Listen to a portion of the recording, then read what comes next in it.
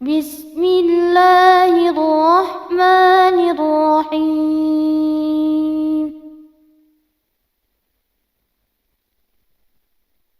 يسألونك عن الأنفال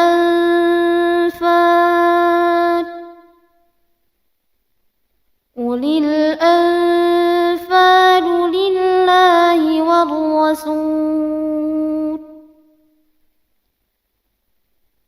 فاتقوا الله وأصلحوا ذات بينكم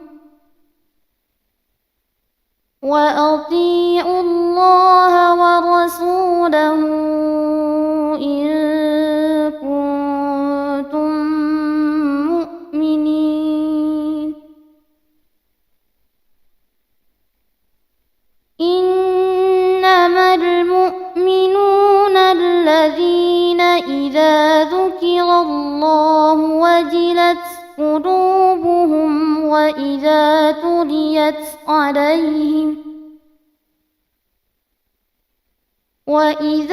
تليت عليهم آياته زادتهم إيمانا وعلى ربهم يتوكلون.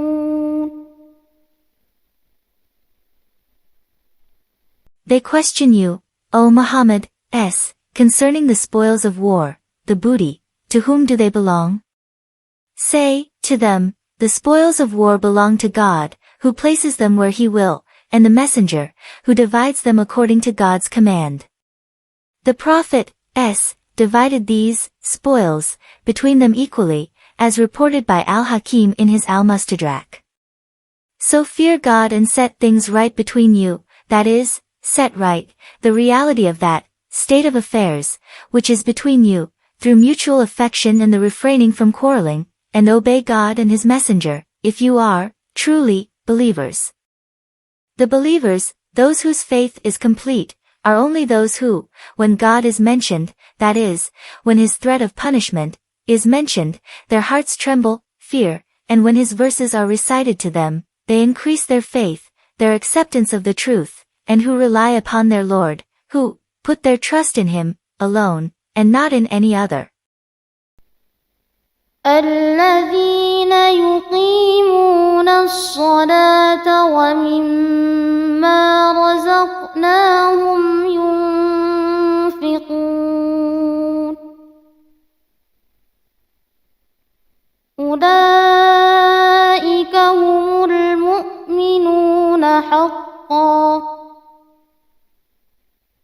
لهم درجات عند ربهم ومغفرة ورزق كريم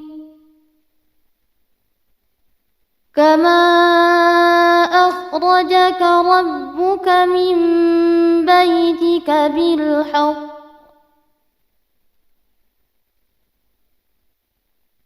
وإن فريقا من المؤمنين لكارهون يجادلونك في الحق بعدما تبين كأنما يساقون إلى الموت وهم ينظرون. Those who observe the prayers, performing them as they ought to be performed, and who expend, in obedience to God, from that with which we have provided them. Those, described in the way mentioned, are the true, the real, believers, without doubt. For them are ranks, stations in paradise, with their Lord, and forgiveness, and generous provision, in paradise. وَإِذْ يَعِدُكُمُ اللَّهُ إِحْدَى الطَّائِفَتَيْنِ أَنَّهَا لَكُمْ وَتَوَدُّونَ أَنَّ غَيْرَ ذَاتِ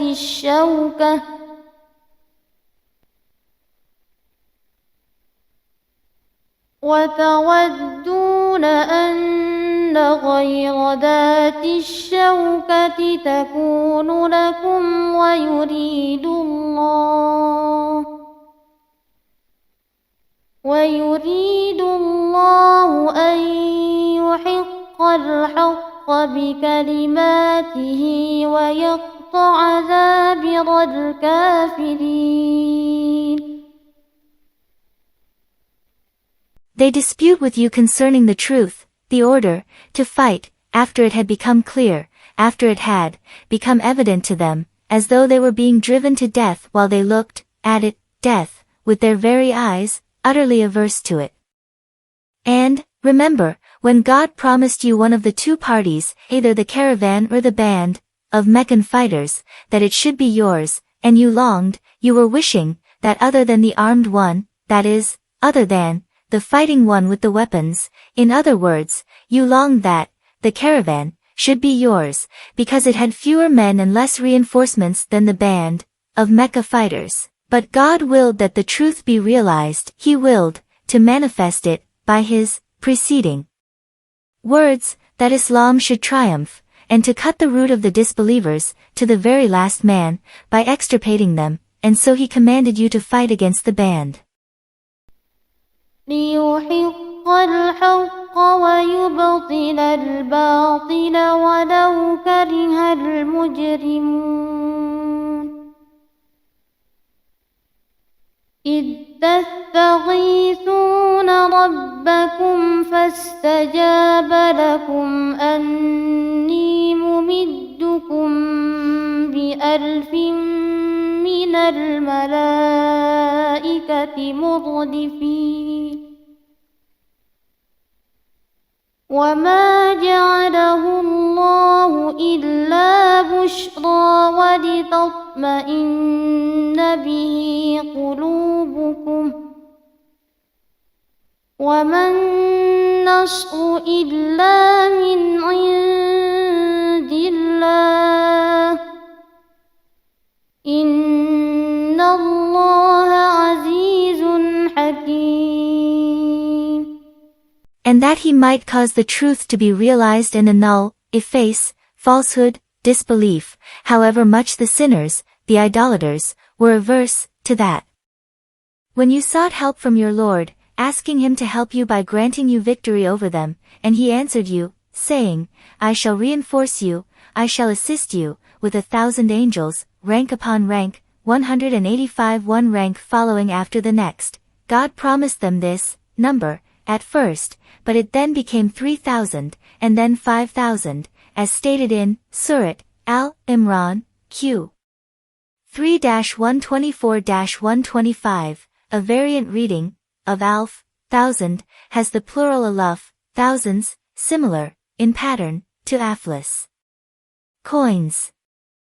And God appointed it, that is, the reinforcement, only as good tidings, and that your hearts might thereby be reassured. Victory comes only from God, surely God is mighty, wise.